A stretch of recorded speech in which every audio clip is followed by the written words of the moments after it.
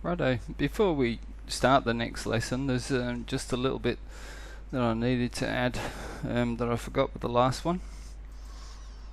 So I just wanted to show you, if I go to select track and select that my main track that I wanted to do, select view map, then it will show the whole of the track, and also in this box at the top here it will also show the distance of that track.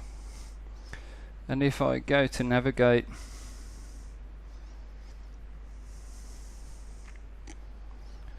just give it a minute.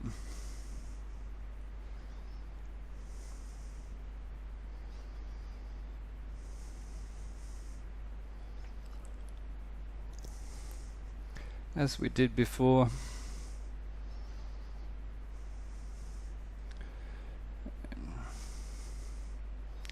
shows the whole thing as a pink line. But while I'm navigating that track, if I wish to, I can go back to my main screen and click on my speedo display, and there you'll see on the right hand side distance to destination. So that's giving me the distance of the track and the distance to the end of that track that I'm going along on. Okay, so that was just a bit I missed out of the last one.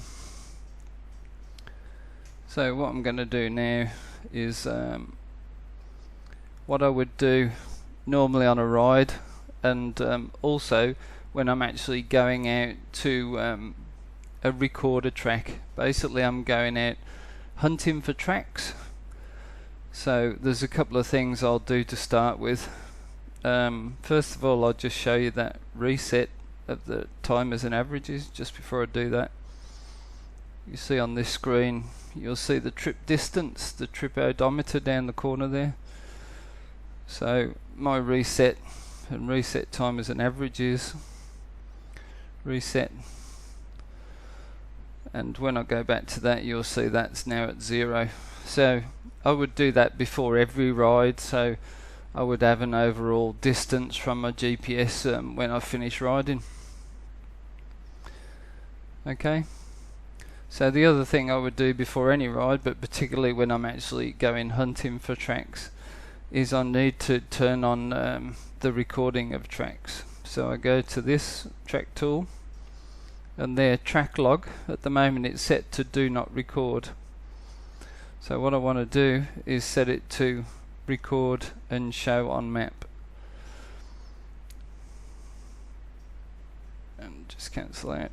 So what that's going to do is anywhere I actually ride now, it will make a record of that, and it will hold it in that current track there, so that at the end of the ride I can review the track I've taken by looking at the current track in Basecamp, and then I can do some editing changes, tidy it up where I've gone the wrong way, or I've found that a track doesn't lead anywhere and I've doubled back, and then I can clean it all up and make it into a track for a forthcoming planned ride. Okay, so quite often before I go hunting for tracks, I'll have set in a basic sort of track on which I want to follow, and then once I'm actually out in the bush, I'll be zooming in, and because my track is set to north up,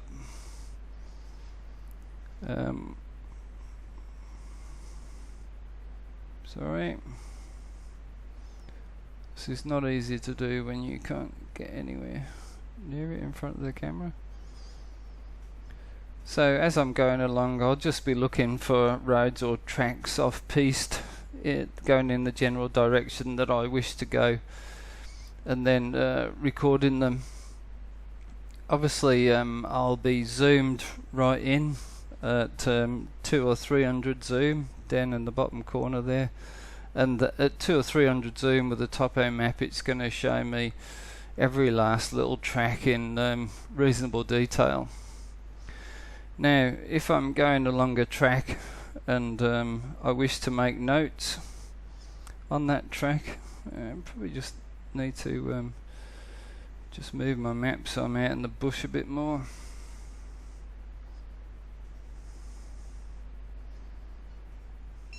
Just bear with me.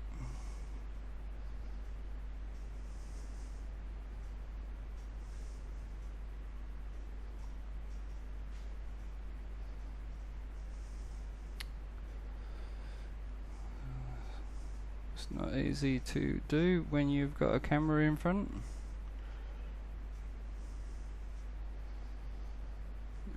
Try that.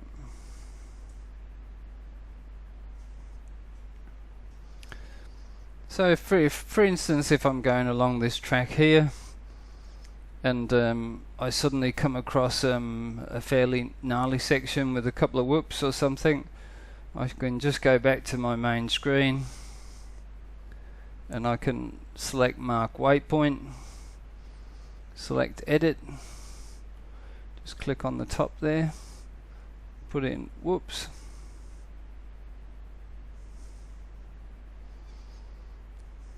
put the tick and then save, and it'll have saved a waypoint at that point on the map if I was actually at that point, so I can't show you now.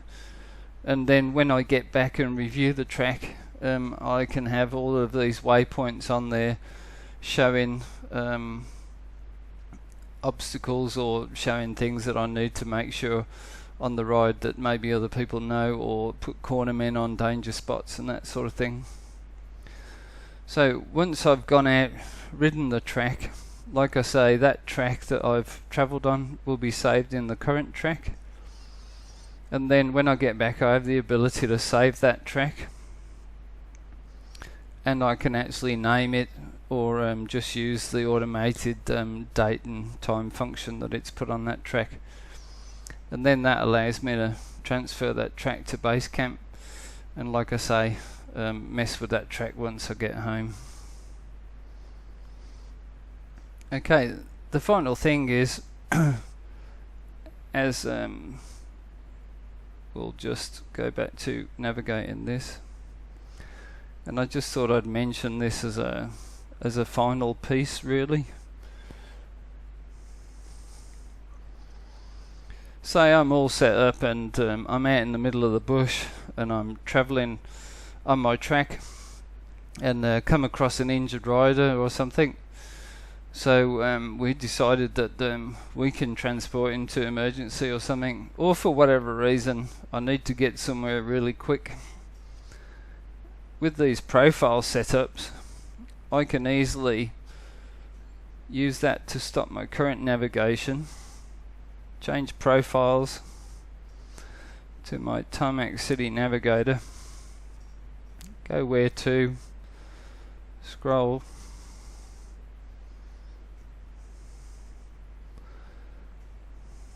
through to hospitals,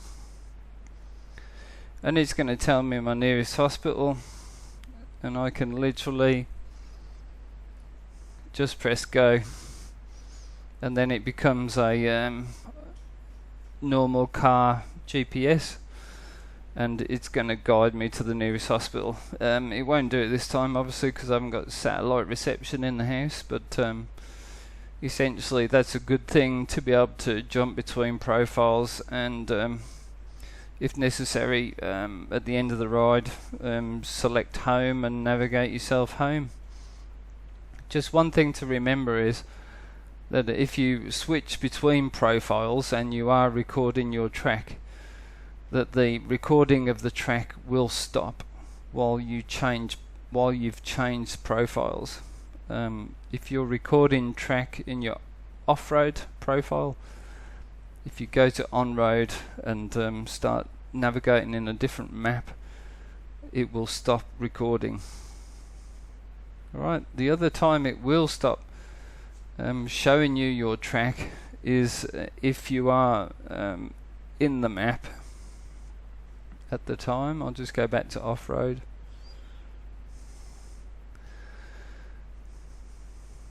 And if you've got the map view up, as soon as you start to scroll, you'll see the back arrow appears in this corner here. That means you've scrolled the map away from the actual position where you currently are. So the actual tracking that's following you will actually straight line between your last position and your new position until such time as you press that return arrow and the screen goes back to showing exactly where you are. It doesn't affect the recorded track.